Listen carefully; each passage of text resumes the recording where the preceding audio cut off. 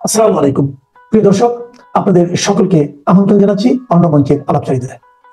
আজ আমাদের সঙ্গে আলোচনার জন্য অথবা আড্ডার জন্য অথবা আসলে আলাপচারিতার জন্যই আমাদের সঙ্গে আছেন যে ভারতের আত্মত্যাগে তাদের নিজেদের দেশ হলো, বাঙালি বলে গর্বের জন্ম হলো, সেই ভারতের নিন্দে বন্ধ করা হলো বাংলাদেশের মানুষের যেন স্বভাব ধর্ম। এটা কম বেশি সব আমলেই ছিল এবং আছে। শেখ হাসিনার আমলে সরকারের তরফে সদ্ভাব ছিল ভারতের সঙ্গে ঠিকই, কিন্তু দেশের মানুষের একটা বড় অংশের মনে ভারতের প্রতি বিদ্বেষ বেড়েই যে চলেছিল তার বড় প্রমাণ গত বছর 24-এর হাসিনা বিরোধী আন্দোলনের অন্যতম মূল সুর ছিল ভারত বিদ্বেষ বা ইন্ডিয়া আউট। মনে আছে সেই স্লোগানটি? ভারত যাদের মামার বাড়ি, বাংলা ছাড়ো তাড়াতাড়ি। হাসিনার পতনের পর শুরু হলো ভারত বাংলাদেশের কোন পাকা ধানে মই দিয়েছে সেই সব ন্যারেটিভ তৈরি করা। হাসিনা ভারতের দালাল, দেশকে বিক্রি করে দিয়েছে ভারতের কাছে, ভারত বাংলাদেশকে তার কলোনি বানিয়ে ফেলেছে, ভারতের সঙ্গে যত চুক্তি হয়েছে সমস্ত কিছুই নাকি বাংলাদেশের বিরোধী, ফলে বাতিল করা হবে এসব চুক্তি। ভারত বিদ্বেষী ন্যারেটিভের একেবারে বন্যা শুরু হয়ে গেল বাংলাদেশে। অথচ তারপর 1.5 বছর চলে গেল, কোন চুক্তি কোথায় খারাপ সে নিয়ে একটা কথা নেই। শুধু কি এই 7 সিস্টার্স নিয়ে কত লম্ফঝম্প খোদ প্রধান উপদেষ্টা থেকে শুরু করে একেবারে নিচের হেজিপেজি মহল পর্যন্ত, তার উপর লালমনিরহাট, তিস্তা বাঁধ তৈরিতে চীনকে আমন্ত্রণ, পাকিস্তানের স্যাটেলাইট হয়ে যাওয়া, তাদের সাথে ঘন ঘন যাওয়া আসা সামরিক স্তরে, তুর্কির সঙ্গে দহরম মরম, ভারতকে খেপাতে যা যা দরকার তার কোনোটাই বাদ রাখেনি বাংলাদেশ। বিপ্লবী চ্যাং ব্যাংয়ের দল কখনো ফেসবুকে দখল করেছে ভারত, কখনো বা সেই সব দখলের ছবি দেয়া বই দুনিয়া জুড়ে ডিস্ট্রিবিউশন করেছেন স্বয়ং প্রধান উপদেষ্টা ডক্টর মোহাম্মদ ইউনূস। পায়ে পা লাগিয়ে ঝগড়া করার এমন উদাহরণ দুনিয়ার আর কোথাও পাওয়া যাবে কিনা সন্দেহ। নাম করে বিখ্যাত করে দেব না কয়েকটা সংবাদপত্রকে, এই বাংলাদেশের এইসব সংবাদপত্র, এই যে এদের পত্রিকাদের একটা বড় অংশ এই সব যারা মা মনসার কাজ করছে, তো এই পত্র পত্রিকাগুলো ধুনোর গন্ধ দিয়ে এসেছে চূড়ান্ত ভারত বিরোধিতা। এখনো বাংলাদেশের নেতাদের মধ্যে এবং সেখানকার মিডিয়ার মধ্যে হঠাৎ জেগেছে ভারত প্রেম। ভারতের সঙ্গে প্রেম করার জন্য একেবারে প্রাণ যেন আকুলি ব্যাকুলি শুরু হয়েছে। কেন? কারণটা কি? থাক, কারণটা পরে বলছি। তার আগে দিয়ে এই আকুলি বিকুলির 2-4টে নমুনা। জনাব তৌহিদ হোসেন, বাংলাদেশের পররাষ্ট্র উপদেষ্টা, ভারতের রেড কোর্ট বিস্ফোরণ কাণ্ডে 2 বাংলাদেশি সন্দেহভাজন জম্মু রেল স্টেশন থেকে গ্রেপ্তার হয়েছে। গতকাল সকালে আমি এই নিয়ে প্রতিবেদন দিয়েছি। এই খবরটি নিয়ে ভারত সরকার বা ভারতের গোয়েন্দা দপ্তর কেউ বাংলাদেশকে দায়ী করে কোনো বক্তব্য এখনো পর্যন্ত দেয়নি। কেবলমাত্র কিছু সংবাদ মাধ্যম বলেছে যে 2 বাংলাদেশি নাগরিকের এই বিস্ফোরণ কাণ্ডে ধরা পড়ার কথা, আর সঙ্গেই বক্তব্য দিয়েছেন জনাব তৌহিদ হোসেন। আর সেই বক্তব্যের ছত্রে ছত্রে ভারতের সঙ্গে প্রেমের সম্পর্ক তৈরির জন্য কত না আকুলি ব্যাকুলি। আহা, কি বলেছেন বাংলাদেশের পররাষ্ট্র উপদেষ্টা? তার বক্তব্য বেশ কিছু বিষয় নিয়ে, আমি সব বিষয়গুলো না দিয়ে যেগুলো প্রয়োজনীয় সেগুলো এখানে দিচ্ছি। লালকেল্লার কাছে যে বিস্ফোরণ হলো সেই প্রসঙ্গে তিনি বলছেন, involving Bangladesh in Delhi terrorist attack completely baseless. মানে দিল্লির সন্ত্রাসী ঘটনায় বাংলাদেশকে অভিযুক্ত করা পুরোপুরি ভিত্তিহীন। খেয়াল করুন বক্তব্যটি। 2 জন বাংলাদেশি ধরা পড়েছে, ঘটনা তো এইটুকু। অপরাধী 2 জন বাংলাদেশি নাগরিক। এখানে কে, কবে, কখন এই ঘটনার সঙ্গে বাংলাদেশকে অভিযুক্ত করলো? কেউ করেনি। বাংলাদেশের 2টো চোর যদি ভারতে ধরা পড়ে চুরি করতে এসে, কারণ অনেক বাংলাদেশি তো ভারতে আছে, ধরা যাক 2টো চোর যদি চুরি করতে গিয়ে ধরা পড়ে, তাহলে সেটা বাংলাদেশের সরকারের কিংবা বাংলাদেশের নামে বদনাম হবে। চোর কি ভারতেও নেই? ভারতেও আছে। এই যারা এইসব কাণ্ড ঘটিয়েছে তাদের একটা দল তো ভারতের মানুষ। আমি ধর্মের কথা বলছি না, তারা মানুষ ভারতের। তো এখানে কে কবে কেউ কোনো ঘটনার সঙ্গে বাংলাদেশকে অভিযুক্ত করেনি, এমনকি ভারতের কোনো মিডিয়াও এজন্য বাংলাদেশ সরকারকে অভিযুক্ত করেনি। তাহলে সরকারের পক্ষ থেকে সাফাই দিতে তৌহিদ হোসেনকে কেন মাঠে নামতে হলো? নামার কারণটা এইবার বলি। এর কারণ বাংলাদেশ ইতিমধ্যে সন্ত্রাসী কাণ্ডে নিজেকে পাকিস্তানের পাশে নিয়ে গেছে, অনেকটা পাকিস্তানের ভূমিকায় চলে গেছে, এবং এই চলে যাওয়াটা বাংলাদেশের সরকারে যারা আছে তারা যেমন জানে শুধু নয়, তারা বিশ্বাস করে এবং জেনে শুনেই এই কর্মগুলো করছেন। এই যে ইউনূস সরকার ক্ষমতায় বসে জেল থেকে কুখ্যাত সব সন্ত্রাসীদের মুক্ত করে দিলেন, মুক্তির পর সরকারের অন্তর্ভুক্ত নেতা উপদেষ্টারা যেভাবে ফুলের মালা আর বাদ্যি বাজনা বাজিয়ে সেই সব কুখ্যাত জঙ্গিদের বরণ করে নিল এবং বরণ করেছে, মিছিল করে শহর পরিক্রমা করেছে, তাতে ইউনূসের সরকারকে সন্ত্রাসবাদের পৃষ্ঠপোষক সরকার হিসেবে যদি পাকিস্তানের সঙ্গে মিলিয়ে দেখি, সেটা কি ভুল হবে? একদমই নয়। এটা তো সারা পৃথিবী বলছে এখন, শুধু ভারত বলছে না। জনাব তৌহিদ হোসেন এটা জানেন, আর জানেন বলে এটাও বুঝেছেন পহেলগাঁওতে ২৬ জন নিরীহ হিন্দু ভারতীয়কে হত্যার বদলা নিতে যেভাবে ঝাঁপিয়ে পড়েছিল ভারত পাকিস্তানের ওপর, এবার বাংলাদেশেও ঝাঁপাবে ঠিক সেই একভাবে। বলে রাখা ভালো, এই ঝাঁপানোর স্পষ্ট ইঙ্গিত কিন্তু মিলছে। আর এটাতেই ভয় পেয়েছে বাংলাদেশের ইউনূস সরকারের উপদেষ্টারা, পররাষ্ট্র উপদেষ্টাও।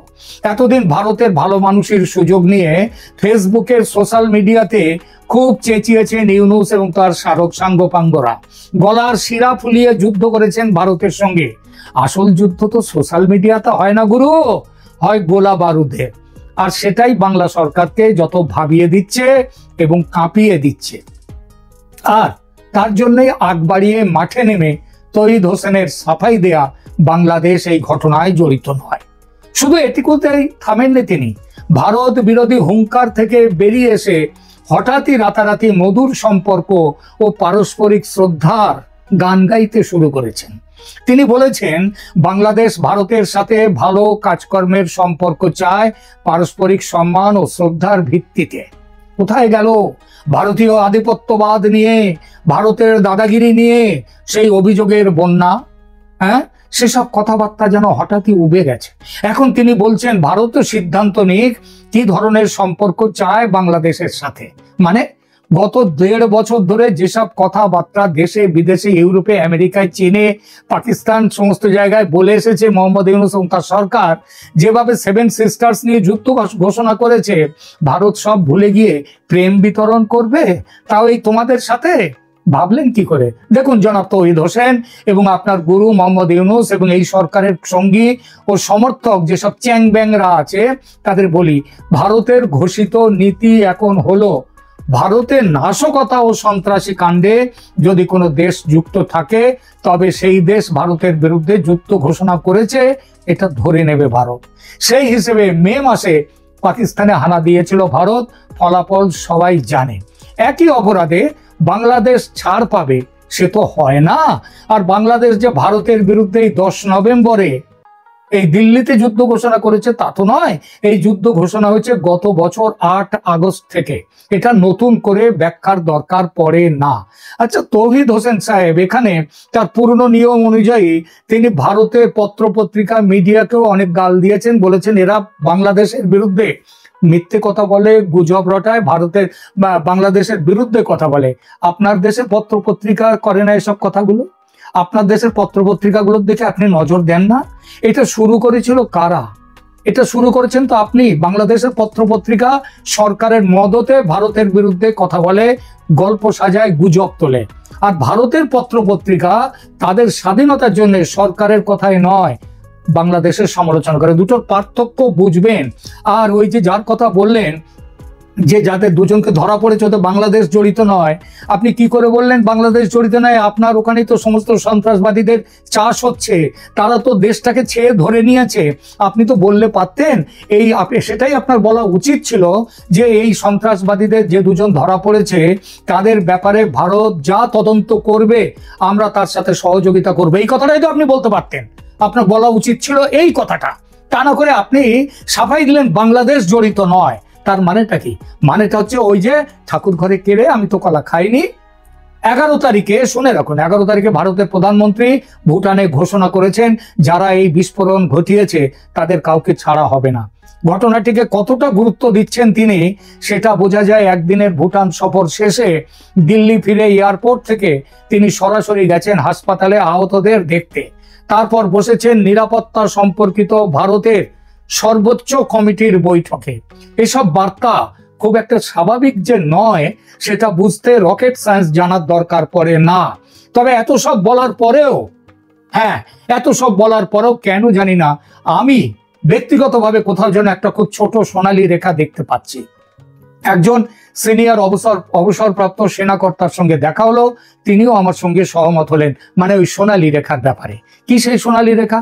বাংলাদেশ এখনো পাকিস্তানের মতো মার্কা মারা সন্ত্রাসী দেশ হয়ে ওঠেনি, সেই পথে যাত্রা শুরু করেছে এবং তারা যে ভালো ছাত্র সেটাও বোঝাচ্ছে। কারণ তাদের যাত্রার শুরুটা সবে মাত্র, একেবারে এর আগে থেকেই ছিল, কিন্তু একেবারে সরকারি মদতে পুরোপুরি এই যাত্রা শুরু বছর দেড়েক, মানে ইউনূস সরকার আসার পর। আর পাকিস্তান সন্ত্রাসী দেশ হয়েছে সেই 1947 থেকে। জন্মের পর থেকে ভারতের সঙ্গে শত্রুতা, বাংলাদেশ তো তা নয়। সবচেয়ে বড় কথা, নির্বাচনের দোরগোড়ায় বাংলাদেশ। ইউনূস সরকারের পতন সমাসন্ন, কয়েকটি দিনের ব্যাপার। এমন পরিস্থিতিতে ভারত যেভাবে পাকিস্তানের বিরুদ্ধে অপারেশন সিন্দুর করেছে তেমনটি বাংলাদেশের সঙ্গে করবে না বলে আমি বিশ্বাস করি। এটাই এই ঘোর অন্ধকারে একমাত্র সোনালী রেখা। কারণটা কি? কারণ ভারত বাংলাদেশের মানুষের, তারা চিরদিন ভালো চেয়ে এসেছে, খারাপ চায়নি। সেটা এই সরকার খারাপ বলে ভারত আধিপত্যবাদী কলোনি করেছে, বাংলাদেশকে মিথ্যে কথা বলে গেছে। এই সরকার চলে গেলে আবার বাংলাদেশ তা ঠিক পথে চলে আসবে। বাংলাদেশ সেনাপ্রধান হঠাৎই যেন হারিয়ে গেছেন, তার খোঁজ পাওয়া যাচ্ছে না। কোথায় আছেন তিনি? তাকে দেখা যাচ্ছে না কেন? এই বিষয়টি নিয়ে এখনকার আলোচনা। গত কয়েকদিন ধরে জেনারেল ওয়াকারুজ্জামানকে নিয়ে আমি বেশ কয়েকটি এপিসোড করেছি।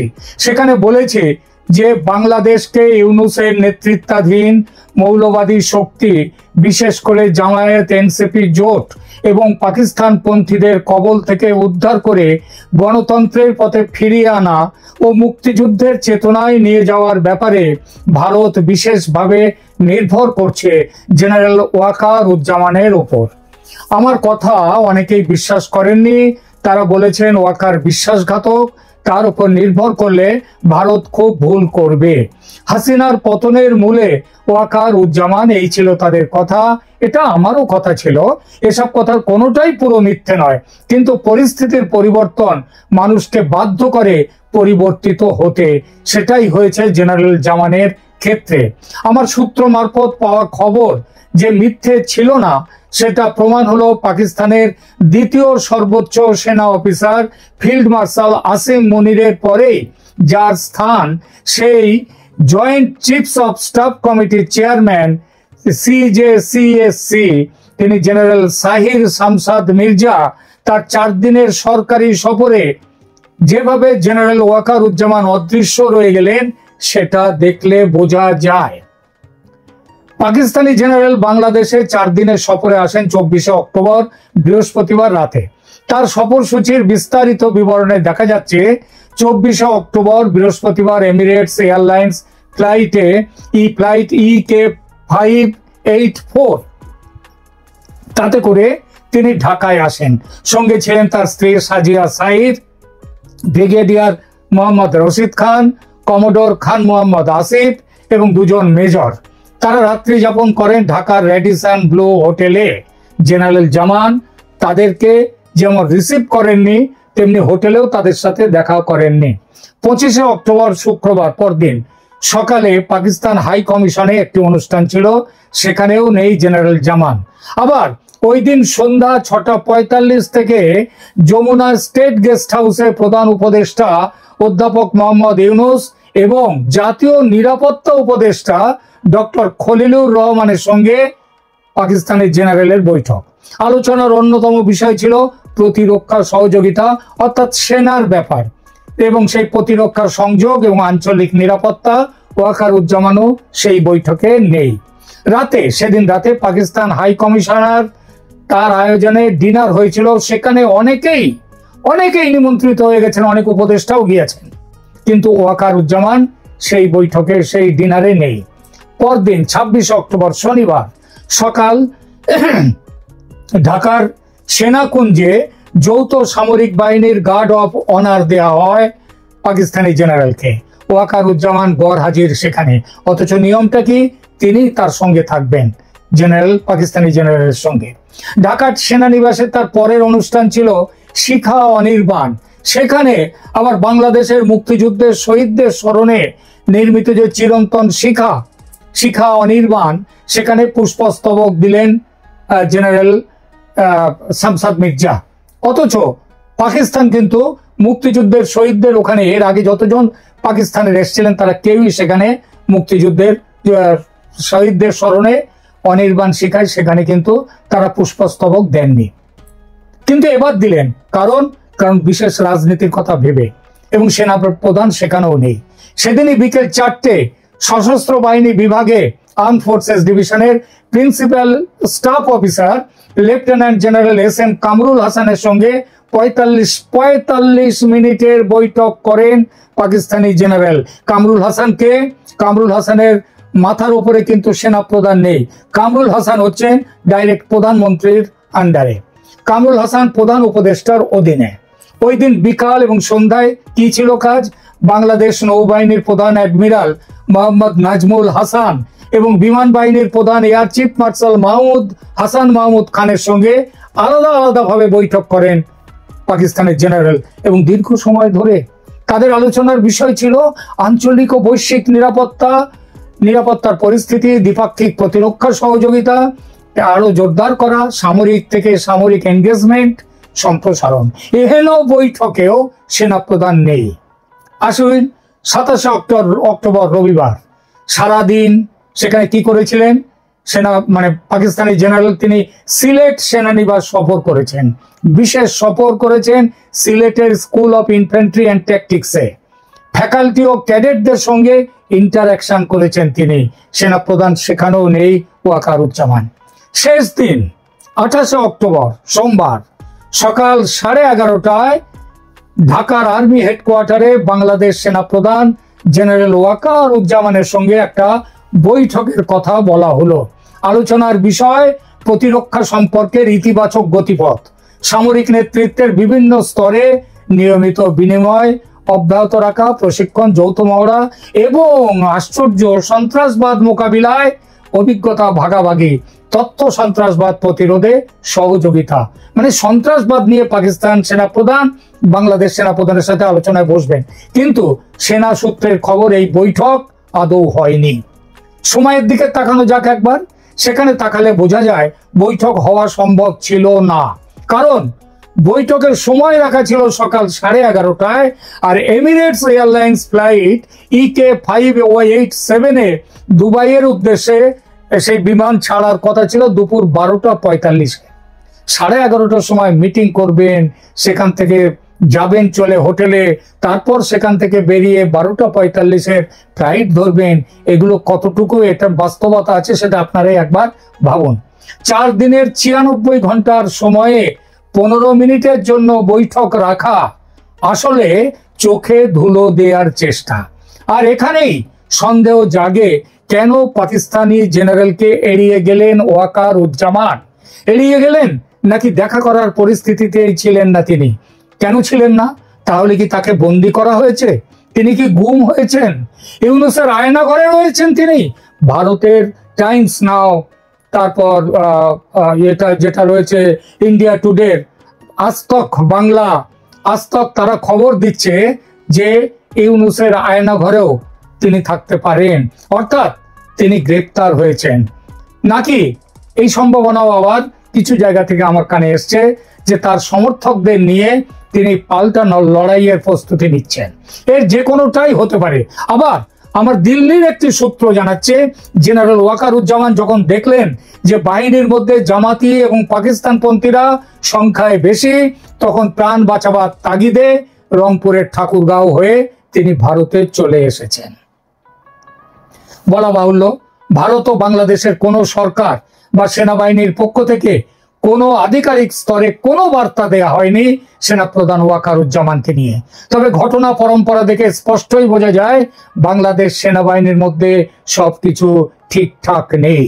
বিশেষ করে সন্দেহের বিষয় হলো পাকিস্তানের জেনারেলের সঙ্গে বৈঠক করেছেন বাংলাদেশ নৌ ও বিমান বাহিনীর প্রধানরা, বৈঠক করেছেন জাতীয় নিরাপত্তা উপদেষ্টা খলিলুর রহমান, বৈঠক করেছেন মোহাম্মদ ইউনূস প্রধান উপদেষ্টা, তারা সবাই বৈঠক করেছেন, অথচ ওয়াকারুজ্জামানের সাথে বৈঠক নেই। বাংলাদেশ ও নৌ বিমান বাহিনীর প্রধানরা এতদিন ওয়াকারের সঙ্গে ছিলেন, তারাও মনে হচ্ছে ওয়াকারকে ছেড়ে দিয়েছেন। আলোচনা দীর্ঘ হয়ে যাচ্ছে, তাই একটি মূল প্রশ্নে আসি, কেন ওয়াকারুজ্জামান মির্জার সঙ্গে দেখা করেননি? বিশ্লেষকদের অনুমান, প্রথমত নিরাপত্তা নিয়ে একটা ঝুঁকি ছিল। ওয়াকারের ভারত এবং পশ্চিমী গোয়েন্দাদের সঙ্গে নিয়মিত যোগাযোগ আছে এবং তিনি পাকিস্তানের বিরোধিতা অর্থাৎ পাকিস্তান পন্থার বিরোধিতা করেছেন তিনি। বাংলাদেশ সরকার তাকে সেই জন্য সরিয়ে দিয়েছে, গোপনে প্রেসিডেন্টকে দিয়ে তাকে বরখাস্ত করা হয়েছে, যাতে পাকিস্তানি আলাপচারিতায় সেনাবাহিনী বা রাষ্ট্রীয় গোপনীয়তা মানে ভঙ্গ না হয় তার জন্য, এবং তাকে বার করে দেওয়ার সাথে সাথেই তাকে গ্রেপ্তার করা হয়েছে। এটা একটা কথা। কেন এটা হয়েছে? আর একটা কারণ কি হতে পারে? অভ্যন্তরীণ বিভাজন। বাংলাদেশের রাজনৈতিক প্রবাহে ও সামরিক অভ্যন্তরে ওয়াকার একটি বিতর্কিত চরিত্রে পরিণত হয়েছেন। বিশেষত সাম্প্রতিক সেনা অভ্যুত্থান এবং উচ্চ পদস্থ কর্মকর্তারা তাদের পরিবর্তনের প্রেক্ষাপটে মেজর জেনারেল মঈন, যিনি ছিলেন ৯ম ডিভিশনের এবং এর খুব কাছের মানুষ জেনারেল ওয়াকারুজ্জামানের, তিনি কিন্তু এখন আর চাকরিতে নেই, তিনি অবসর নিয়েছেন।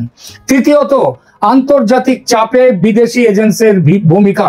সম্প্রতি ভারত ভিত্তিক কয়েকটি ওয়াচডগ প্ল্যাটফর্মের বরাত নিয়ে দাবি করা হয়েছে ওয়াকারুজ্জামান কয়েকদিন যাবৎ ভারতীয় ইন্টেলিজেন্সের সঙ্গে ঢাকার বাইরে বিভিন্ন জায়গায় গেছেন, গোপনে ছিলেন, ঠাকুরগাঁওয়ে পর্যন্ত এবং লালমনিরহাট যে এয়ার স্ট্রিপ আছে সেখানেও তিনি ঘুরে এসেছেন এবং সরকারের নির্দেশেই তিনি বর্তমানে অনুপস্থিত রয়েছেন। প্রশ্ন ওঠে, বাংলাদেশি গণমাধ্যম কেন তাহলে চুপ আছে? এর একটাই কারণ, সরকারের পাঠানো খবর ছাড়া বাংলাদেশের মেইন স্ট্রিম মিডিয়া স্বাধীনভাবে কোনো খবর করে না, খবর করার কোনো সুযোগও তাদের নেই। আর ভারত সরকারও বিষয়টিকে স্ট্র্যাটেজিক্যালি গোপন রেখেছে। খবর পাচ্ছি ভারত খুব জরুরি ভিত্তিতে অবস্থা পর্যবেক্ষণ করছে। ওয়াকারুজ্জামান এখন ভারতের বেস্ট বেট। তাকে দিয়ে ভারত বাংলাদেশে তাদেরকে যে ইসলামী মৌলবাদের হাত থেকে রক্ষা করা, পাকিস্তানের হাত থেকে রক্ষা করা, মুক্তিযুদ্ধের চেতনাকে বাঁচিয়ে রাখা, এই সবগুলো এখন করবার জন্য ভারতের কাছে ওয়াকারুজ্জামানকে এখন তার উপরে নির্ভরতা, তার মাধ্যমে ভারত তার পরবর্তী পদক্ষেপ নিতে এগিয়েছে। এই অবস্থায় তার কোনো অবাঞ্ছিত ঘটনা ঘটলে ভারতকে ঝাঁপিয়ে পড়তেই হবে। আগামী কয়েকদিনের মধ্যে খুব দ্রুত কিছু ঘটনা ঘটবে বলে মনে হচ্ছে, যা বাংলাদেশের রাজনীতিটাকে পাল্টে দেবে।